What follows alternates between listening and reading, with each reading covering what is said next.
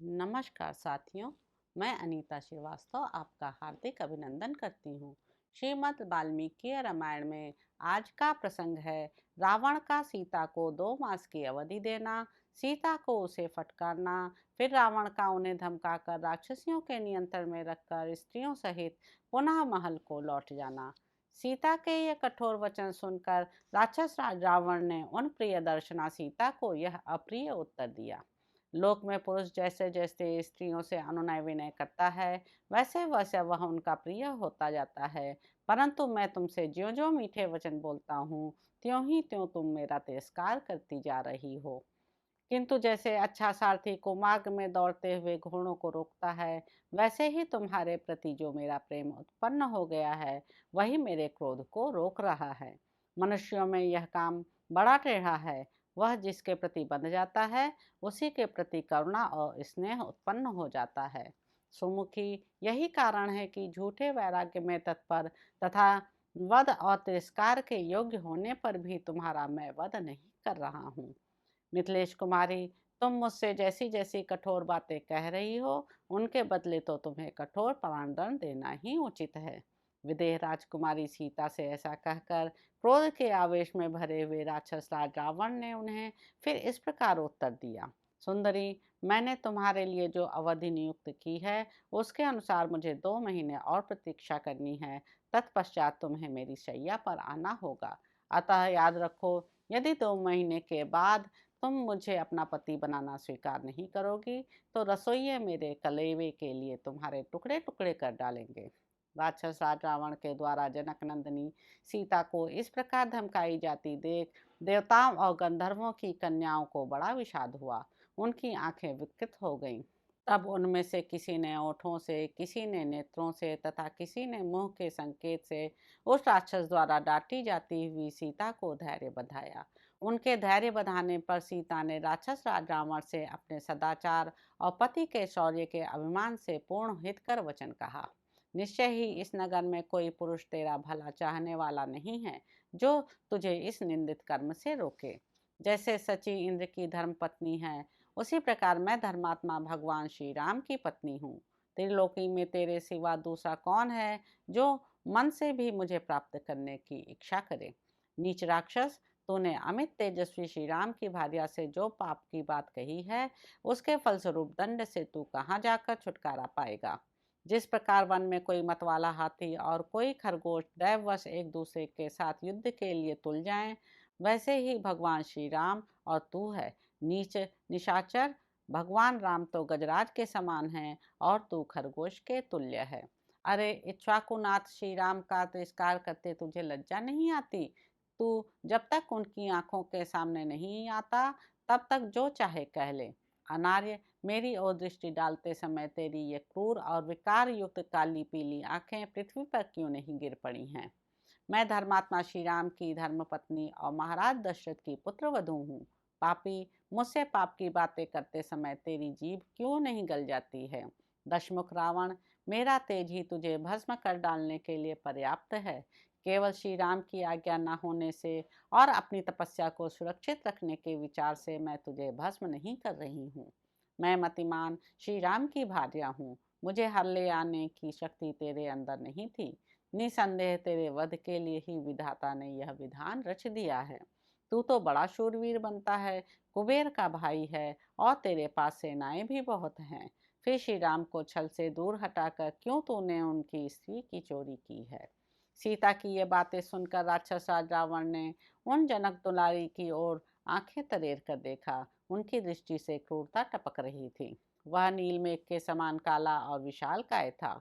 उनकी भुजाएं और ग्रीवा बड़ी थी। वह गति और पराक्रम में सिंह के समान था और तेजस्वी दिखाई देता था। उसकी जीभ आग की लपट के समान लपलपा रही थी तथा नेत्र बड़े भयंकर प्रतीत होते थे। क्रोध के कारण उसके मुकुट का अग्रभाग हिल रहा था, जिससे वह बहुत ऊंचा जान पड़ता था। उसने तरह तरह के हार और अनुलेपन धारण कर रखे थे तथा पक्के सोने के बने हुए बाजूबंद उसकी शोभा बढ़ा रहे थे। वह लाल रंग की फूलों की माला और लाल वस्त्र पहने हुए था। उसकी कमर के चारों ओर काले रंग का लंबा कटिसूत्र बंधा हुआ था, जिससे वह अमृत मंथन के समय वासुकी से लिपटे हुए मंदराचल के समान जान पड़ता था। पर्वत के समान विशालकाय राक्षस राज रावण अपनी दोनों परिपुष्ट भुजाओं से उसी प्रकार शोभा पा रहा था, मानो दो शिखरों से मंदराचल सुशोभित हो रहा हो। प्रातःकाल के सूर्य की भांति अरुण पीत कांति वाले दो कुंडल उसके कानों की शोभा बढ़ा रहे थे, मानो लाल पल्लवों और फूलों से युक्त दो अशोक वृक्ष किसी पर्वत को सुशोभित कर रहे हों। वह अभिनव शोभा से संपन्न होकर कल्प वृक्ष एवं मूर्तिमान वसंत के समान जान पड़ता था। आभूषणों से विभूषित होने पर भी शमशान चैत्य की भांति भयंकर प्रतीत होता था। रावण ने क्रोध से लाल आंखें करके विदेह कुमारी सीता की ओर देखा और फुफकारते हुए सर्प के समान लंबी सांसें खींचकर कहा, अन्यायी और निर्धन मनुष्य का अनुसरण करने वाली नारी जैसे सूर्यदेव अपने तेज से प्रातःकालिक संध्या के अंधकार को नष्ट कर देते हैं, उसी प्रकार आज मैं तेरा विनाश किए देता हूँ। मिथिलेश कुमारी से ऐसा कहकर शत्रुओं को रुलाने वाले राजा रावण ने भयंकर दिखाई देने वाली समस्त राक्षसियों की ओर देखा। उसने एकाक्षी, एक कर्णा, कर्णप्रावरणा, हस्तकर्णी, गोकर्णी, लंबकर्णी, अकर्णिका, हस्तिपदी, अश्वपदी, गोपदी, पादचूलिका, एकाक्षी, एकपादी, पृथुपादी, अपादिका, अतिमात्र शिरोग्रीवा, अतिमात्र कुचोदरी, अतिमात्रा स्नेनेत्रा, दीर्घजिह्वा नखा, अनासिका, सिंहमुखी, गोमुखी तथा सुकरी मुखी, इन सब राक्षसियों से कहा, निशाचरियों, तुम सब लोग मिलकर अथवा अलग अलग शीघ्र ही ऐसा प्रयत्न करो जिससे जनक किशोरी सीता बहुत जल्द मेरे वश में आ जाए। अनुकूल प्रतिकूल उपायों से, साम दान और भेद नीति से तथा दंड का भी भय दिखाकर विदेह कुमारी सीता को वश में लाने की चेष्टा करो। राक्षसियों को इस प्रकार बारंबार आज्ञा देकर काम और क्रोध से व्याकुल हुआ राक्षस राज रावण जानकी की ओर देखकर गर्जना करने लगा।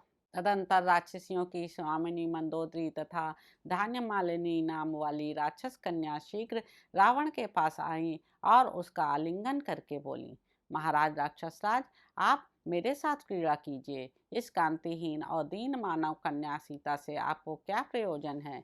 महाराज, निश्चय ही देवश्रेष्ठ ब्रह्मा जी ने इसके भाग्य में आपके बाहुबल से उपार्जित दिव्य एवं उत्तम भोग नहीं लिखे हैं।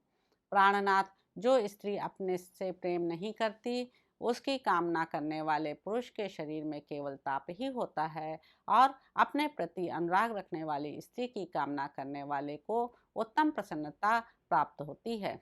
जब राक्षसी ने ऐसा कहा और उसे दूसरी ओर वह हटा ले गई, तब मेघ के समान काला और बलवान राक्षस रावण जोर जोर से हंसता हुआ महल की ओर लौट पड़ा। अशोक वाटिका से प्रस्थित होकर पृथ्वी को कंपित सी करते हुए दशग्रीव ने उद्दीप सूर्य के सदृश प्रकाशित होने वाले अपने भवन में प्रवेश किया। तदंतर देवता, गंधर्व और नागों की कन्याएं भी रावण को सब ओर से घेर कर उसके साथ ही उस उत्तम राजभवन में चली गईं। इस प्रकार अपने धर्म में तत्पर, स्थिर चित्त और भय से कांपती हुई मिथिलेश कुमारी सीता को धमकाकर काम मोहित रावण अपने ही महल में चला गया। तो इस प्रकार साथियों, सुंदरकांड में निहित 22वां सर्ग यहाँ पर समाप्त होता है। इसके अगले अंक में आप जानेंगे कि राक्षसियों का सीता को समझाना। आशा है आपको ये प्रसंग अच्छे लग रहे होंगे। मेरे YouTube चैनल संवाद विद अनीता को लाइक करें, शेयर करें, सब्सक्राइब करें। धन्यवाद साथियों।